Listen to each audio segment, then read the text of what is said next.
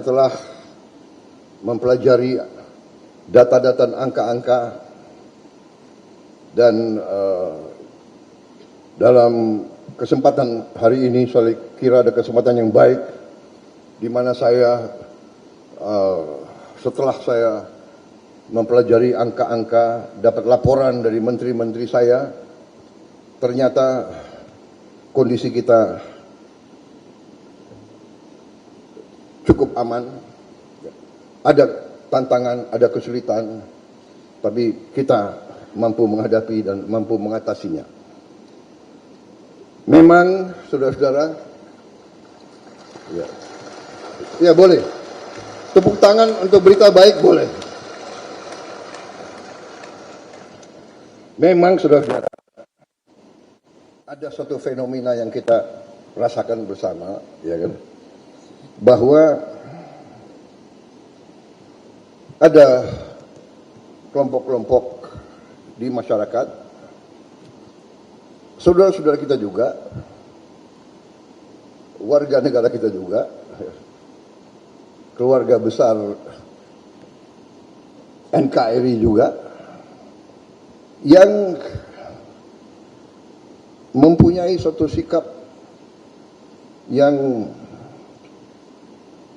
bisa dikatakan sangat tidak mau kerjasama.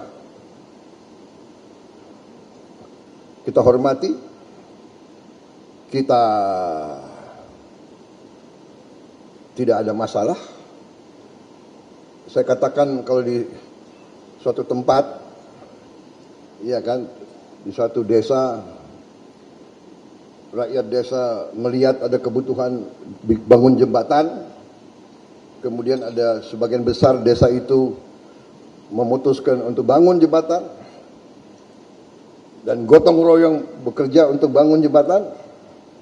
Tapi ada mungkin sekelompok yang tidak mau ikut bangun jembatan, yang nggak ada masalah. Yang mau bangun jembatan, ayo kita bangun jembatan. Yang nggak mau ikut bangun jembatan, ya nggak ada masalah, silakan saudara duduk nonton atau apa, boleh, apa itu, kritik boleh, ya kan. Hanya saya juga nggak mengerti kalau orang lagi mau bangun jembatan, ada yang duduk,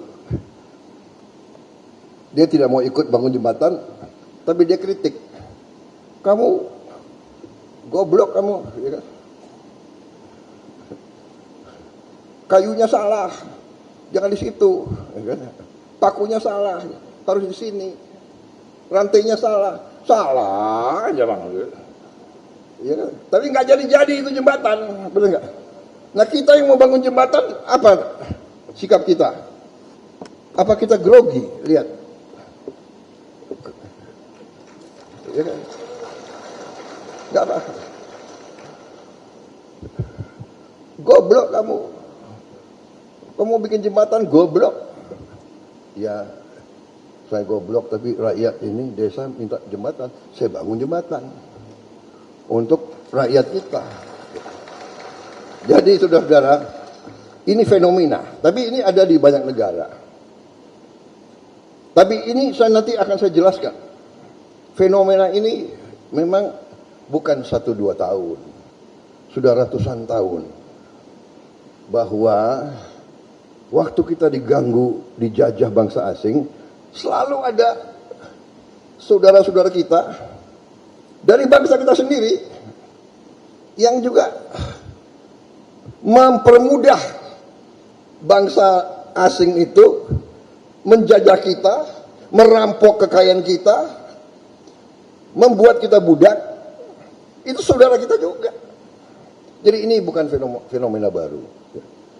Ini biasa. Bibit-bibit dengki, iri, syirik itu bagian dari manusia. Ya. Kebencian, dendam, sakit hati, ini bagian. Dan memang ada Ada, itu ada. Jadi kita tidak boleh istilahnya kaget, ya kan? Yang sekarang jadi masalah sedikit adalah teknologi.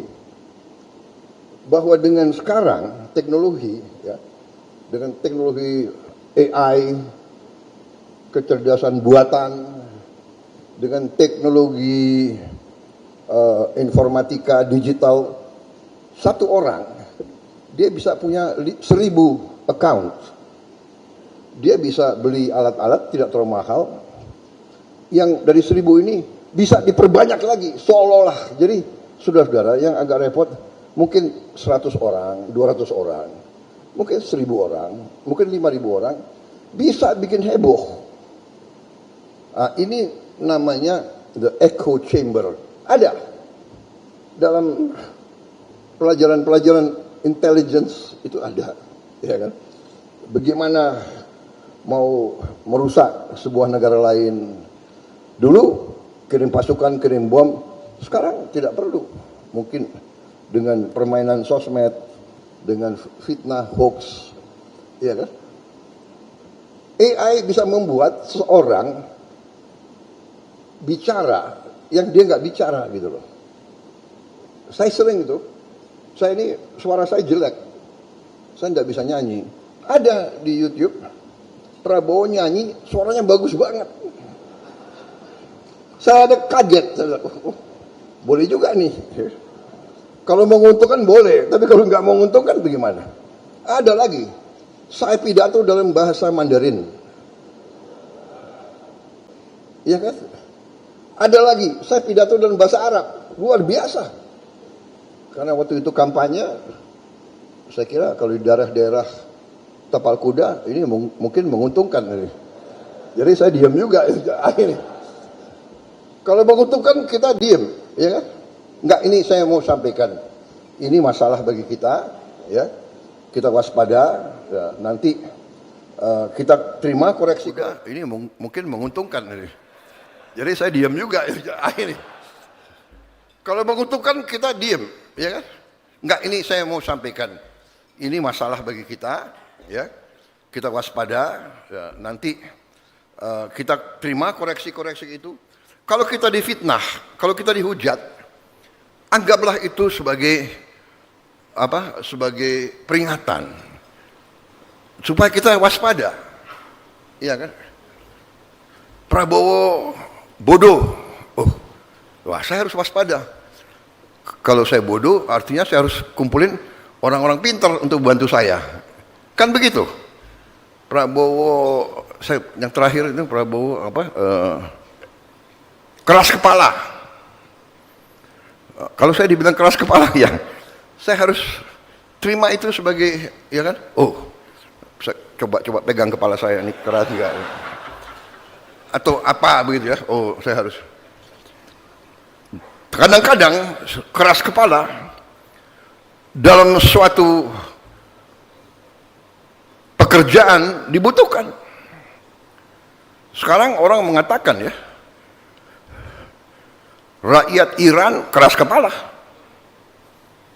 pejuang-pejuang Iran keras kepala, bolak-balik diancam, bolak-balik mau dihabisin, ya terakhir apa itu? Tapi dia tidak, saya tidak ikut politik dalam negeri orang lain. Tapi bagi sebuah bangsa, kadang-kadang keras kepala butuh. Dulu bapak-bapak pendiri bangsa kita keras kepala. Lebih baik mati daripada dijajah kembali. Keras kepala. Tidak mau kita dijajah kembali. Keras kepala. Pemimpin-pemimpin kita keras kepala. Ya. Merah putih, harga mati. Enggak ada itu urusan.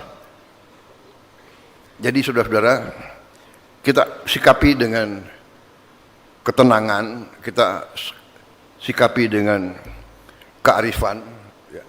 Tetapi prinsip-prinsip kita pegang teguh, yaitu prinsip-prinsip bernegara harus kita pegang teguh.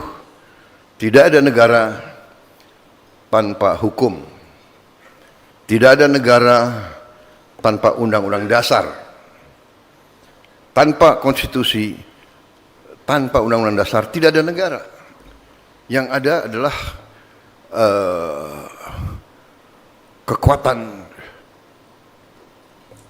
kekuatan rimba, hukum rimba, hukum senjata, dan rakyat kita tidak menghendaki itu.